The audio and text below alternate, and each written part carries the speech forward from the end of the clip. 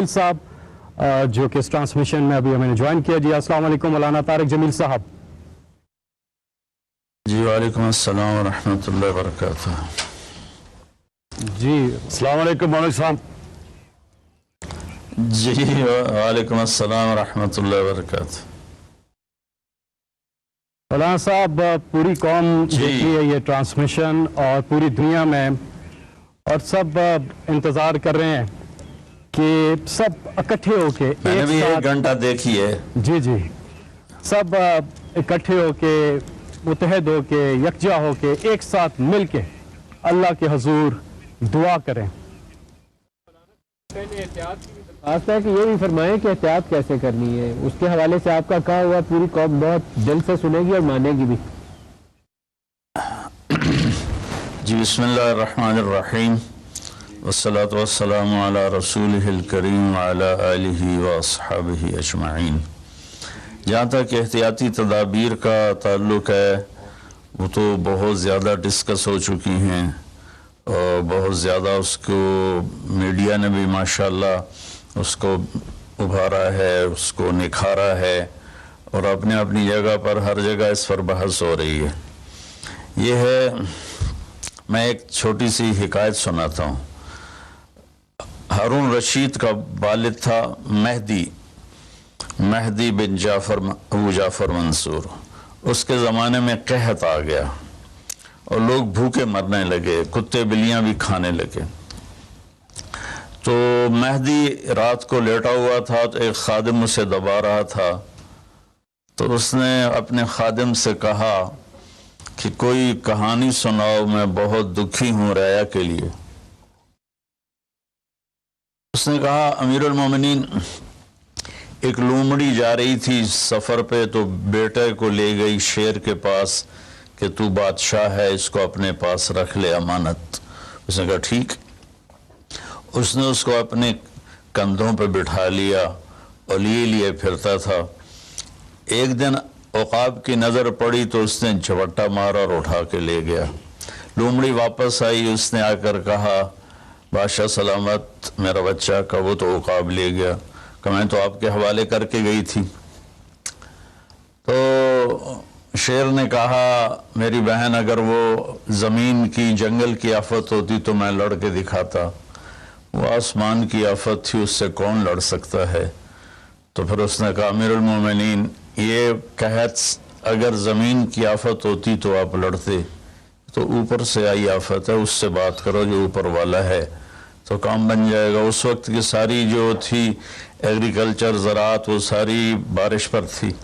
تو اس نے اسی سے ہی لوٹا مسلح منگوا کے وضو کیا، مسلح پہ کھڑا ہوا، سجدے میں سر رکھا اور اتنا رویا کہ سارا مسلح بھیگ گیا. اور یہ یاد رہے کہ وہ 3 بر اعظم پر حکومت کر رہا تھا اس وقت مہدی. تو ابھی وہ مسلح سے اٹھا بھی نہ تھا کہ اللہ تعالیٰ نے بادل بھیجے اور پوری عباسی سلطنت میں بارش ہو گئی. میں معذرت کے ساتھ اختلاف رائے تو ہر آدمی کو حق ہے. ہم جو ایک لفظ استعمال کرنا ہے لڑنا ہے، یہ آسمانی آفت ہے، اس سے لڑنا نہیں ہے. اس کا علاج کر کے اللہ کو عاجزی دکھانی ہے اور اپنا سر سجدے میں رکھ کے رونا ہے. اس سے ہم لڑ نہیں سکتے. اس لفظ کو اپنی زبان سے نکال دیں، چاہے دل میں اس کے بارے میں کوئی تکبر نہ ہو، لیکن یہ لفظ اللہ کو پسند نہیں ہے. کہ مجھ سے لڑنا چاہتے ہو، دیکھنا ایک چھوٹے سے وائرس سے اللہ نے ساری دنیا کو ہلا کے رکھ دیا. میں ایک حدیث سنا کے پھر دعا کرتا ہوں. پہلے ایک دعا ہے، ما اصابکم مصیبت فبما کسبت ایدیکم، تم پر جو آفت آتی ہے تمہارے اپنے گناہوں کی کمائی ہوتی ہے. ینصرکم اللہ فلا غالب لکم، میں تمہارا ساتھی بن جاؤں تو کون تمہیں نقصان پہنچا سکتا ہے. وَإِن يَخْذُلْكُمْ فَمَنْ ذَا الَّذِي يَنْصُرُكُمْ مِنْ بَعْدِهِ، اگر میں تمہیں چھوڑ دوں تو پھر کون سی اٹھویں طاقت تمہیں بچائے گی. إِن يَمْسَسْكَ اللَّهُ بِضُرٍّ فَلَا كَاشِفَ لَهُ، اگر میں تمہیں تکلیف میں ڈالوں میرے سوا اسے کوئی نہیں ڈالے گا. اور إِن يَمْسَسْكَ بِخَيْرٍ فَلَا رَادَّ لِفَضْلِهِ، اگر میں ارادہ کر لوں کہ میں نے کسی کو نہیں ہونے دینا بیمار یا مصیبت میں، تو اس کے لیے کیا مشکل ہے؟ ایک امری تو ہوتا ہے 40 دن ابراہیم علیہ السلام آگ میں بیٹھے رہے، 40 دن یونس علیہ السلام مچھلی کے پیٹ میں رہے، وہ تو فعال لما یرید ہے۔ تو ہم یہ جو ظاہری اسباب اختیار کر رہے ہیں ان کو بھی پوری طرح اختیار کرنا ہے، ساری احتیاط کرنی ہے۔ اگر مسجدوں میں جانے سے یہ بیماری پھیلتی ہے تو پھر اس سے بھی اپنے آپ کو روکنا ہے کہ جان کی حفاظت بھی ہمارے دین کا حصہ ہے۔ ایک دفعہ بارش ہو گئی، حضرت بلال نے اذان دی تو آپ نے کہا صلو فی رحالکم، اب اگر بلال اعلان کرو اپنے اپنے گھروں میں نماز پڑھیں، مسجد میں مت آئیں۔ حالانکہ مسجد میں آنے سے کپڑے گیلے ہونے تھے یا کیچڑ، جان کا خوف تو نہیں تھا، لیکن میرے نبی نے اپنی امت پر محبت اور شفقت کا ایسا سایہ رکھا ہے کہ آپ نے ان کو کیچڑ سے بچایا، بارش سے بچایا۔ یہاں تو زندگی موت کے مسائل ہیں، بہرحال بڑے علماء اس میں جو کہیں گے اور حکومت جو ان کے ساتھ میٹنگ کرے گی، جو حتمی فیصلہ ہوگا، تو سب سے پہلے ہم اپنے الفاظ میں تواضع لے کر آئیں کہ ہم نے اللہ کے سامنے جھکنا ہے، عاجزی کرنی ہے اور اللہ کو منانا ہے کہ یا اللہ تو اس کو ہٹا، یہ نہیں ہٹ سکتی، اسے کوئی نہیں ہٹا سکتا۔ کہ اللہ کوئی اللہ کا بندہ رو دھو کے اسے منا لے تو پھر شاید فیصلہ ہو جائے اور اللہ تعالیٰ اپنا فضل فرما دے۔ ایک حدیث پہ اگر عمل ہو جائے تو مجھے اللہ کی قسم کھا کر میں کہتا ہوں یہ کورونا کا پتہ ہی نہیں چلے گا کہاں گیا۔ صرف ایک حدیث، میرے نبی نے فرمایا 4 باتیں مجھ سے لے لو، پھر دنیا بھی تمہاری ہے، آخرت بھی تمہاری ہے۔ 4 اذا کانت فیک، 4 باتیں لے لو مجھ سے، پھر دنیا بھی تمہاری ہے، آخرت بھی تمہاری ہے، تمہیں کوئی ٹیڑھی آنکھ سے نہ دیکھ سکے گا، تمہیں کوئی نقصان نہ پہنچا سکے گا کہ تمہارے رب کا سایہ تم پہ چھا جائے گا۔ تو 4 باتیں کون سی ہیں؟ صدق و حدیث، ہمیشہ سچ بولنا، جھوٹ نہ بولنا۔ اب مجھے بتائیں، سارے یہ اینکرز بیٹھے ہیں، سارے ہمارے وزیر اعظم بیٹھے ہوئے ہیں، ہم کتنا جھوٹ بول رہے ہیں، ہم کس قدر جھوٹی قوم ہیں۔ تو ہم اس جھوٹ کے ساتھ اللہ کی بارگاہ میں کوئی مقام نہیں لے سکتے۔ تو میرے نبی نے پہلی بات فرمائی صدق و حدیث، سچ بولنا۔ دوسری بات فرمایا حفظ و امانت، کبھی کسی کو دھوکہ نہ دینا۔ یہ میرے نبی نے فرمایا میرا امتی ہر گناہ کر سکتا ہے، 2 کبھی نہیں کرے گا، ایک جھوٹ کبھی نہیں بولے گا، ایک دھوکہ کبھی نہیں دے گا۔ تو وزیر اعظم صاحب آپ اکیلے ہیں، دیانتدار ہیں، اللہ سے رونے دھونے والے ہیں، مانگنے والے ہیں، لیکن 22 کروڑ لوگوں میں سچے کتنے ہیں؟ 22 کروڑ لوگوں میں دیانتدار کتنے ہیں؟ ایک بہت بڑے چینل، میں ہاتھ جوڑ کے اینکر بیٹھے ہیں، معافی مانگ کے بات کر رہا ہوں، ایک بہت بڑے چینل کے مالک نے مجھ سے کہا کوئی نصیحت کرے، میں نے کہا چینل سے جھوٹ ختم کر دو۔ کہا پھر چینل ختم ہو سکتا ہے، جھوٹ نہیں ختم ہو سکتا۔ تو جہاں جس کو، یہ صرف پاکستان کی بات نہیں، پوری دنیا کا میڈیا جھوٹا ہے اور سب سے زیادہ جھوٹ بولا جاتا ہے، اور میرے رب کو، میرے نبی کو جھوٹ سے نفرت ہے۔ میرے نبی نے فرمایا پیاز کھا کے مسجد میں مت آؤ کہ فرشتوں کو تکلیف ہوتی ہے، بو ہوتی ہے، لیکن میرے نبی نے فرمایا جب کوئی مرد عورت جھوٹ بولتا ہے تو فرشتے اس کے منہ کی بدبو سے 3 میل دور بھاگ جاتے ہیں۔ تو جھوٹ اور خیانت کے ساتھ ہم کسی آفت کا مقابلہ نہیں کر سکتے۔ آپ نے فرمایا صدق و حدیث، حفظ و امانت، سچ بولنا چاہے جان چلی جائے، اور دھوکہ نہ دینا، مسلمان کسی کو دھوکہ نہیں دیتا ہے۔ تیسرا فرمایا حسن و خلیقت، اپنے اخلاق اچھے کرنا، اور اخلاق کا سب سے اونچا مقام حیا ہے۔ اب میں کیسے بات کروں؟ میرے دیش میں حیا کو کس نے تار تار کیا؟ میرے دیش کی بیٹیوں کو کون نچا رہا ہے؟ ان کے کپڑے لباس مختصر کون کروا رہا ہے؟ یہ کس کے گردن میں یہ گناہ ڈالوں؟ میں مجرم ہوں، میں نے اپنی قوم کو نہیں سمجھایا، میں اللہ سے معافی مانگتا ہوں. لیکن جب مسلمان کی بیٹی بے حیائی کی طرف چل پڑے اور نوجوان بے حیائی کی طرف چل پڑے تو اللہ کی رحمت. سب سے زیادہ عذاب قوم لوط پر آیا کہ وہ بے حیائی میں ساری باؤنڈریز کراس کر گئے تھے, تو اللہ تعالیٰ نے ان پر 5 عذاب بھیجے. 5, کسی قوم پہ 5 عذاب نہیں آئے, ایک ہی عذاب آتا تھا, ان پر 5 عذاب آئے. تو تیسری بات میرے نبی نے فرمائی ہے کہ حیا والے بنو, حیا والے بنو. لیکن میری نسل ہے, مجھ سے خان صاحب نے بات کی تھی پہلی دفعہ کہ میں چاہتا ہوں کہ میری یوتھ اللہ کے نبی کے ساتھ جڑے, چونکہ جو ہمارے کالج ہیں, ہماری یونیورسٹیز ہیں, ہمارے خاص طور پر جو یہ پرائیویٹ سکولز ہیں, یہ امت کو, نوجوانوں کو اللہ رسول سے کاٹ رہے ہیں.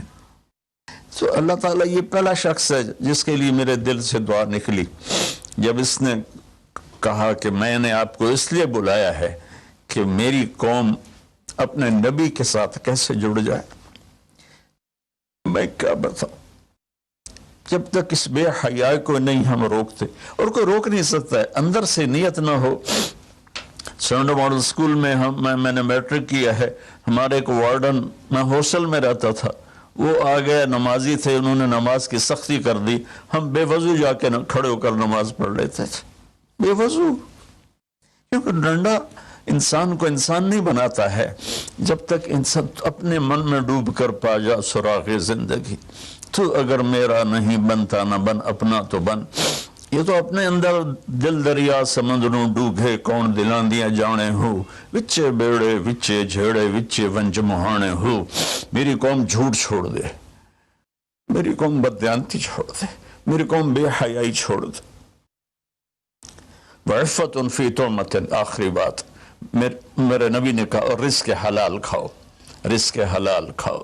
رزق حلال جو صبح سے شام تک, من امسا کالن بعمل یدہ امسا مغفور لہ, جو صبح سے شام تک رزق حلال میں تھک جاتا ہے اس کے اس دن کے سارے گناہ معاف ہو جاتے. تو میں وزیر اعظم صاحب سے اپیل کروں گا کہ پوری قوم سے جیسے ڈونیشن مانگا ہے ایسی پوری قوم سے, چلے میں آپ کی طرف سے اپیل کرتا ہوں کہ کل یا آج رات رمضان کی آئے گی, ساری قوم 2 نفل پڑھے اپنے اپنے گھروں میں, اور ایک تسبیح لا الہ الا انت سبحانک انی کنت من الظالمین. جس کو یاد ہے پڑھ لے, جس کو نہیں یاد ہو استغفر اللہ کی ایک تسبیح پڑھ لے, اور پھر سب اللہ کے سامنے ہاتھ جوڑ کے معافی مانگ. اور اللہ تعالیٰ کہتا ہے ما من یوم الا والبحر یستاذن فی ان یغرق ابن آدم. روزانہ, یہ مسند احمد کی روایت, روزانہ سمندر کہتا ہے یا اللہ اجازت دے میں چڑھ جاؤں اور ان کو بہا دوں. والارض تستاذن فی ان تبتلعہ, زمین کہتی ہے اللہ مجھے اجازت دے میں ان بے حیاؤں کو نگل جاؤں, ان جھوٹوں کو, ان بدماشوں کو, اس مافیا کو میں نگل جاؤں. تو والملائکۃ تستاذن فی ان تعجلہ وتہلکہ, فرشتے اللہ سے کہتے ہیں یا اللہ تو ہمیں اجازت دے ہم ان کا صفایا کریں. میرا اللہ کہتا ہے دعو عبدی فانا اعلم بعبدی منکم, جاؤ جاؤ اپنا کام کرو, یہ میرا بندہ ہے اور میں جانوں میرا بندہ جانے. ان کان عبدکم وشانکم بہی, تمہارا بندہ ہے تو مار دو. ان کان عبدی فمنی ولی عبد, اگر میرا ہے تو میں انتظار کروں گا, میں انتظار کروں گا. پچھلی قوموں میں ایک طوائف نے کتے کو پانی پلایا تو اللہ نے اس کی بخشش کر دی, معاف, ہم تو مائل بکرم ہیں, کوئی سائل ہی نہیں, کوئی مانگنے والا تو ہو. ان 4 چیزوں نے ہماری ہر چیز بکھیر دی, توڑ دی. کسی بھی قوم کے لیے جھوٹ, بددیانتی, بے حیائی اور رزق حرام یہ ان کو تباہ و برباد کر دیتا ہے. اور کوئی قوم سچائی, دیانتداری, پاک دامنی اور رزق حلال پر ہوگی تو اللہ کا سایہ ان پر چھا جائے گا, اور دنیا کی کوئی طاقت ان کی طرف آنکھ اٹھا کر نہیں دیکھ سکتی. ہم تو اجڑے چمن کے مالی ہیں. عمران خان کو اجڑا چمن ملا ہے, کہاں تک آباد کر سکے گا, اللہ اس کی مدد کرے. چمن کے تخت پر جس دم شہ گل کا تجمل تھا, ہزاروں بلبلیں تھی باغ میں, ایک شور تھا, غل تھا, کھلی جب آنکھ نرگس سی، نہ تھا جز خار کچھ باقی، بتاتا باغ مارو رو، یہاں غنچہ یہاں گل تھا، یہاں غنچہ یہاں گل تھا۔ ابھی عمران صاحب نے یرموک کی اور قادسیہ کی بات کی، کتنے تھے؟ 30,000 تھے خالد ابن ولید کے کمانڈ میں، اور سامنے باہان جو تھا وہ 3 لاکھ کا لشکر لے کر آیا ہوا تھا، اور قادسیہ کے میدان میں بھی 30,000 صحابہ تھے، اور ادھر سے جو رستم تھا وہ 3 لاکھ کا لشکر لے کر آیا ہوا تھا، ان کے ساتھ اللہ تھا۔ ہم اللہ کو ساتھ لیں، سارے اسباب اختیار کریں۔ مالداروں سے کہتا ہوں، میں نے اپنا کلپ الگ ریکارڈ کرایا کہ اس سال ساری زکوٰۃ ان غریبوں میں تقسیم کریں۔ آپ تک تو ہر آدمی نہیں پہنچ سکے گا، اپنے اپنے علاقے میں جو مالدار لوگ ہیں وہ اپنی زکوٰۃ غریبوں میں ان میں تقسیم کریں، ان کے گھر جا کر دیں۔ کسی ایک کی دعا لگ گئی نا تو 7 نسلیں ہماری آباد ہو جائیں گی۔